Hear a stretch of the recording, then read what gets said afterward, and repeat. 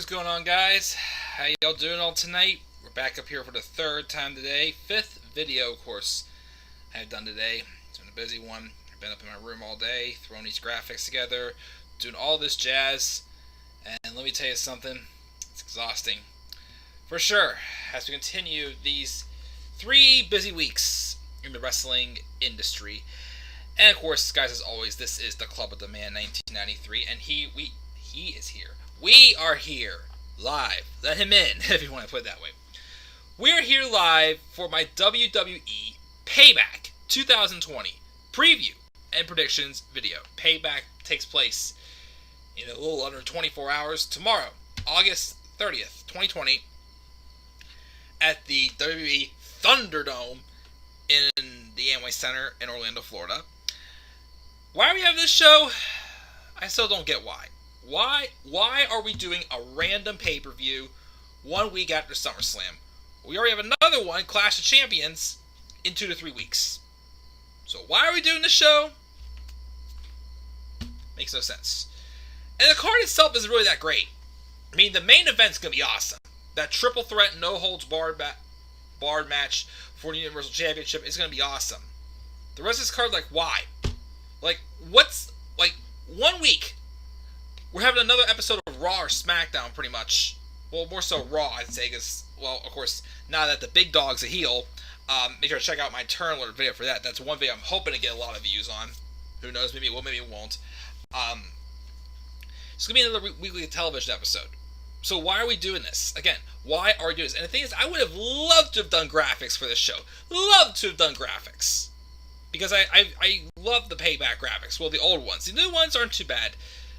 The older ones, I always enjoyed trying to duplicate those the best I could. But yeah, this show just feels super unnecessary, super pointless, and most of these matches we could have done without. There are some, well, really only one other. Look at the card. There's 7 matches on this card. There's really only 1, 2, maybe 3 I can say I'm somewhat looking forward to, which all of them are included in the graphic below. Other than that, most of their matches, I'm like, why? Just why? What in the world is the point of this pay-per-view? That we're doing it just 1 week after SummerSlam. I don't get it. Really don't get it, but it's happening, so I'm going to talk about it. I'm going to give you my predictions. As always, guys, make sure to leave your predictions in the live chat as well. And we will roll from there and see where this goes. So, let's get started with WWE Payback 2020 preview and predictions. Now, so the way I picked the order on this card actually has to do with the fact that I'm probably missing the first maybe 15-20 minutes of this show probably tomorrow because, again, I have a softball game at 4:45. They usually last about 2 hours. I'm picking up dinner myself on the way home. So, if there's one match I wish I could skip, because I have absolutely zero interest in this match, because it makes absolute sense, it's a match that should just kick off the show. That way, for my benefit, I don't have to worry about going back and watching it. This match, the WWE Women's Tag Team Championships, the Golden Role Models, Bayley and Sasha Banks. First time I realized I can't call them the Boston Hug Connection anymore because Bayley doesn't hug anymore. So I'm sticking to now, of course, the Golden Role Models. They will take on the team, the random-ass team, the randomly thrown-together team that makes no freaking sense. A team that, why would you want this pair winning the tag titles, especially with who half of it is? Shayna Baszler and Nia Jax. That's right, Shayna Baszler, Nia Jax. Shayna Baszler, Nia Jax. It's vomiting time, people! How did we get here?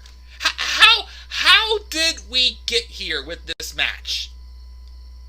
So you have the Golden Role Models, right? They're already starting to tease that telegraph tension. Corey Graves going, "Hey, Sasha Bayley, are you guys splitting up?"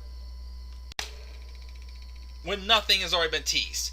Then you have Bayley coming out on SmackDown basically saying, Sasha, I should have known that you weren't it's my fault. I should not have put you in a situation I know you could not handle, pretty much. Which is already teasing the tension there. And then, instead, so you're thinking, okay, we're going to be dropping the tag titles here, right?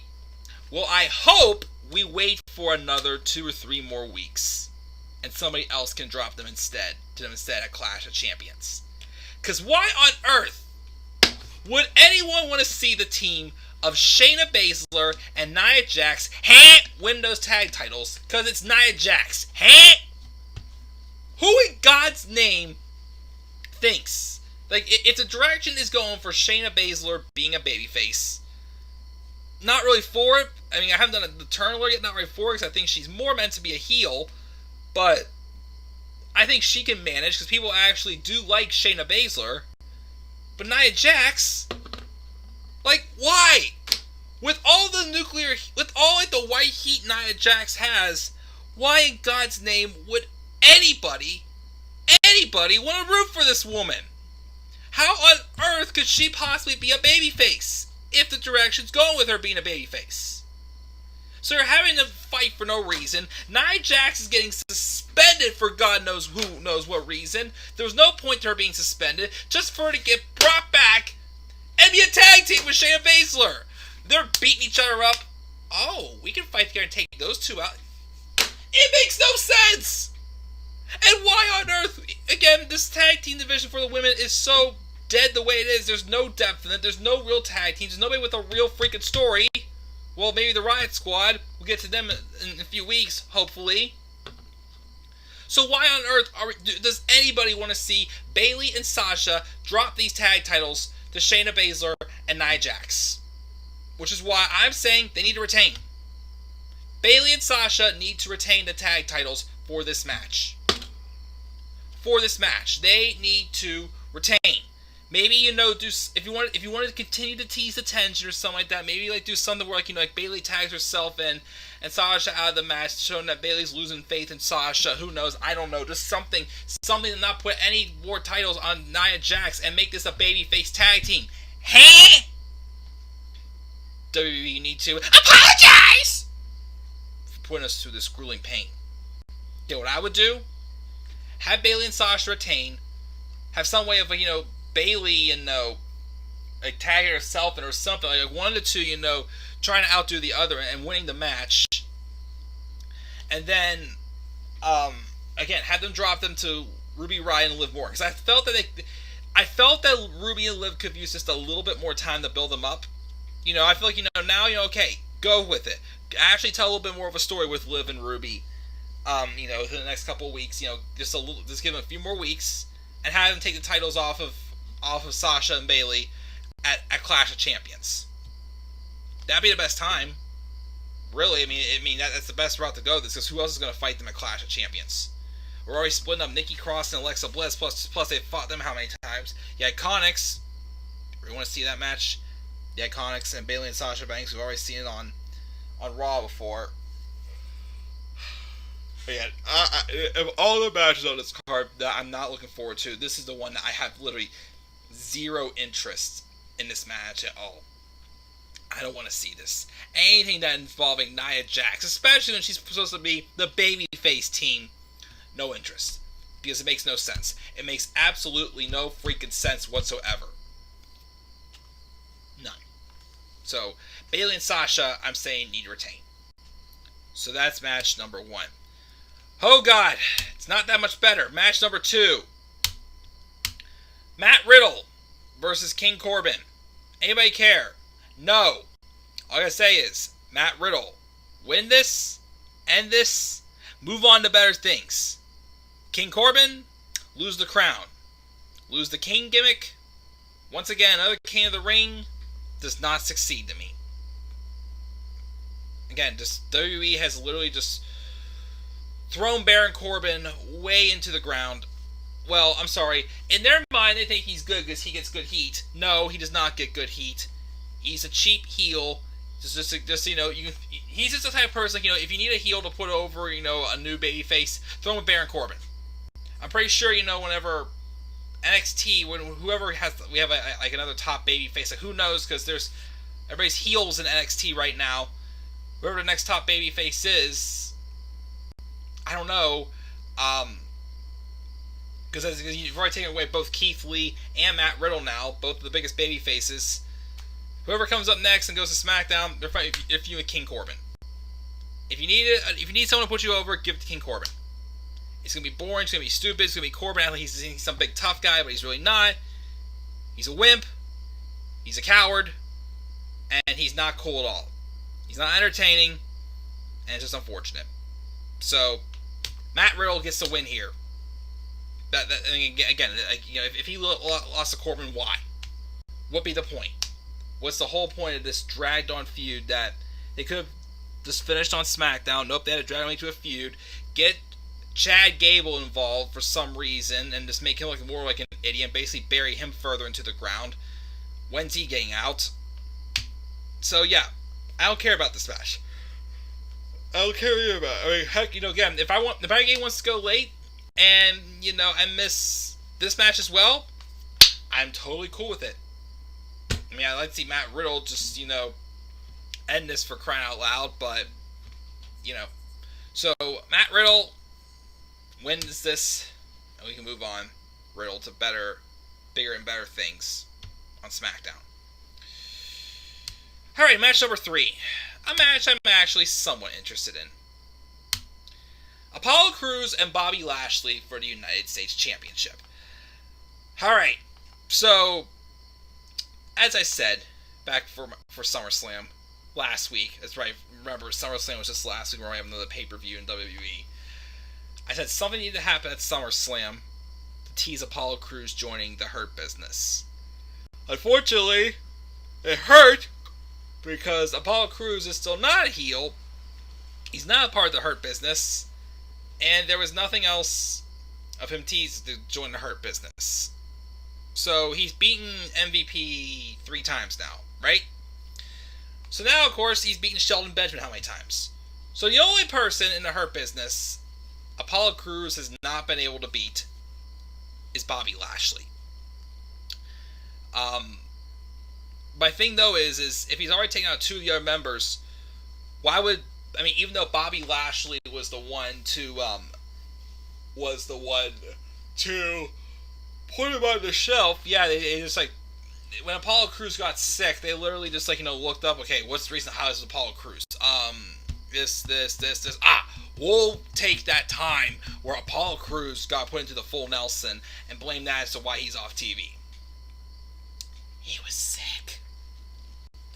But, yeah, so my thing is if Apollo Crews is already being 2 members of the Hurt Business, why would him losing to Lashley turn him heel and have him join them? I mean, again, it'd be one of those things where it's like, MVP is supposed to be the one talking to people into the Hurt Business. Well, Apollo beats him, so why wouldn't listen to MVP? It's one thing if MVP and Lashley and Benjamin were beating him, then it makes sense for him to be like, if you can't beat him, join him. Type thing. But, again, I kind of can get that sense if again, he hasn't already beaten the other 2 how many times. But, like I said, okay, my pick is Bobby Lashley to win this. I think he's going to win the U.S. title here. But, again, my thing is, again, if you're going to try to go the storyline of, Apollo Crews being if you can't beat them, join him pretty much or something like that, and he joins the Hurt Business, again, isn't it too late since, again, he's already beaten the MVP and Shelton Benjamin also? I'm just saying, it just... Now it just seems weird. Why would he want to join the Hurt Business? I feel like, he needs them to succeed when he's already beaten everybody except for Lashley. Now it's just between Apollo Crews and Bobby Lashley, not Apollo Crews and the Hurt Business, it feels like. You know what I mean? So, still probably be a decent match. I got Lashley winning the championship here. This next match number 4,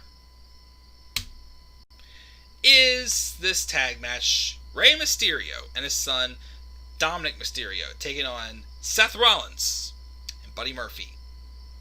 My thing, though, about this match is, again, I'd be excited for this, except we just got it on Raw. and Retribution interfered. So, why are we doing this again at Payback? Why do we have to even do it on Raw to begin with? Kind of took away its value a little bit. But, you know, with, I'm not sure what's going to happen with this, because Ray and Seth are having a rematch on Raw on Monday, apparently, which will probably be the end of the feud. So, excuse me. My thing is, again, I still think it's too late for Dominic to turn on Ray, so I don't think that's happening. I really don't see it happening at this point. It feels like extreme rules for the eye for an eye match, yes, but here, no. So I'm going to say, just make it self-explanatory. Have Dominic Mysterio, well, Mysterios will win, and have Dominic get the win by pinning Seth Rollins, or pinning, I guess you can have him pin Seth. I mean, like, in some ways, like if like a double team or something like that, I'd be fine with that. Dominic, again, has looked good in the ring so far, so I say give him the victory right here, have him pin Seth. Go to Raw next day, have Ray pin Seth, we move on from here. So that's my pick for this match. Nobody in the live chat, that's fine, whatever. Match number 5. This is a match that was literally just added to the card a couple hours ago when I was throwing these graphics together. Big E and Sheamus. We've had it on SmackDown already. Why are we having to do it again on Payback? I get it, probably since Big E's now on a singles run. Just to give him probably a victory over a veteran. Thing is, though, is when these two did have a match on SmackDown like a week or two ago, they didn't really have the best chemistry. I mean, I'm surprised a little bit because they're both, like, hard-hitting powerhouses that I feel like, could have put on a good physical match. But it doesn't feel that way to me. They're just threw this on just because, so I guess Big E gets the win here. Well, he should, as I feel, so Big E gets the win. Who knows where it's going from there. So that's my pick for this match. Again, as you guys can tell, I really don't care about this show. That's why I'm just flying through these predictions like they're nothing. Here's a match, though, that I actually am kind of interested in. I didn't expect this match at all. Keith Lee versus Randy Orton. Basically in a rematch from this past Monday on Raw, whenever Drew McIntyre interfered and went after Orton because Orton punted him in the head twice. I just think this could be a good match. Again, it's very interesting seeing them already having Keith Lee in a pay-per-view match against Randy Orton. My thing is, though, is this really the right time for these two to be colliding? Like, again, Randy Orton is probably going to get a rematch with Drew McIntyre at Clash of Champions. And he's probably going to win the championship then. So why would you have him lose to Keith Lee?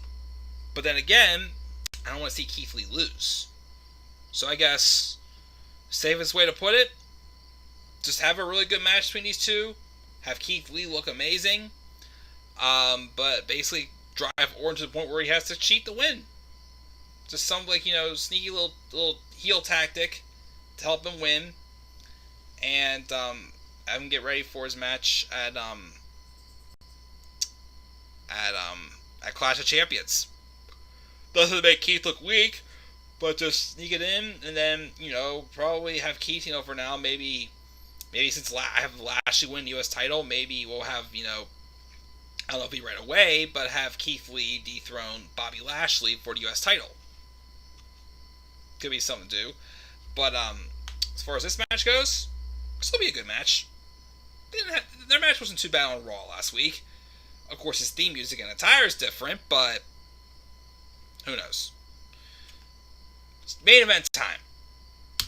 Only match I really care a lot about on this show. This is going to be a great match.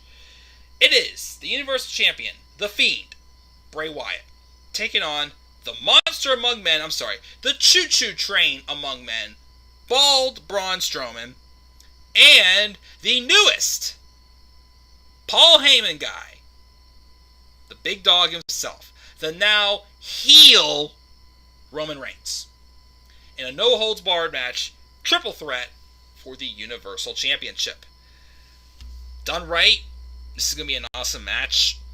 A car crash, burning, physical match. Hoping we get a lot of good, spots with some tables, some chairs. I think, it's going to be... These three men can go out there and definitely work really well together in the ring. When booked right, they all have great chemistry. Braun Strowman and Bray Wyatt have done well against each other. Except for, of course, their swamp fight. Roman Reigns and Braun Strowman. Other than that Hell in a Cell match 2 years ago, when they feuded in 2017, excellent matches up and down the card. And even when in 2015, when Roman Reigns had a feud with Bray Wyatt, they worked very well together. Of course, this is a different Bray Wyatt now. This is the Fiend Bray Wyatt. But of course, the interesting taste is again, Roman Reigns is a freaking heel. He's a heel and he's a Paul Heyman guy. Braun Strowman, heading towards a heel run himself, it seems like, but we don't know that for sure. Bray Wyatt, still don't know what direction his character is in. Is he a face? Is he a heel? I have no clue. But, first off, all I asked for did not happen. Is Alexa Bliss to get involved.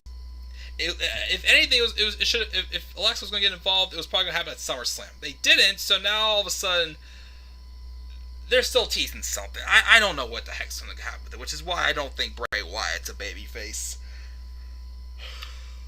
But my thing is, my pick is Roman to win. Roman's coming out of this match the champion. But the thing is, though, is Retribution going to get involved? Again, it's not just because of the rumors that of Roman being, being the leader of Retribution, which it would make sense, though, if they are going to go with the storyline I think they're going to be going with. Crap, I'll just go with. But my thing is, gosh, I completely lost my train of thought. I was just thinking Roman, Retribution. Jeez, I drew a complete blank. I am so sorry, guys. I literally drew like a 100% blank. I can't remember where I was going with this.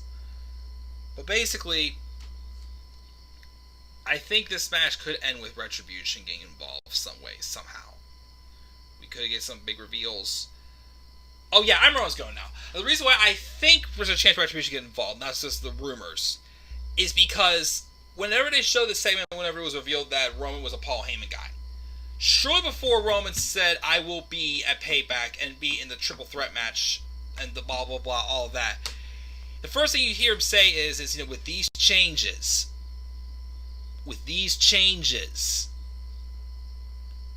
so obviously he negotiated with that contractor. He said he needed to look over that before he officially signed his name on the dotted line. So that's what's making me think, again, there is much more to Roman Reigns than just being a Paul Heyman guy. I really think there's a good chance we could be seeing Retribution being revealed to be behind the brains of Roman Reigns. It's very possible. But whether they are involved or not, Roman's coming out champion. Roman's coming out champion, and it's off to the races from there. So, this will definitely be a great match. It could be a match of the year candidate. And I will be up here with this same graphic doing live reactions as well. So, definitely be on the lookout for those. That's all I gotta say, guys. That's my thoughts on Payback. Again, I don't expect much from this show. There's really no build, nothing that interesting about it other than the main event. Again, why are we doing this pay-per-view week after SummerSlam? I don't know. It should be better. Hopefully, though, should be better than Extreme Rules. But again, my expectations from this show aren't too high. Except for that main event. I'm very intrigued by that main event. So, guys, those are my thoughts. Again, my picks are Golden Role Models retaining. Matt Riddle over King Corbin. Lashley wins the U.S. title. Mysterios win their match. Big E defeats Sheamus. Randy Orton cheats to beat Keith Lee. Roman Reigns wins the main event with Retribution getting involved. Those are my thoughts, guys. Nobody in the live chat. Completely fine me. What are your thoughts on this show? Leave your thoughts down in the comment section below. Slap a like on the video. Subscribe or comment on my channel. Follow me on Twitter at DemandAir193. I'm out. I'll see you guys tomorrow for Payback. Peace out, everybody.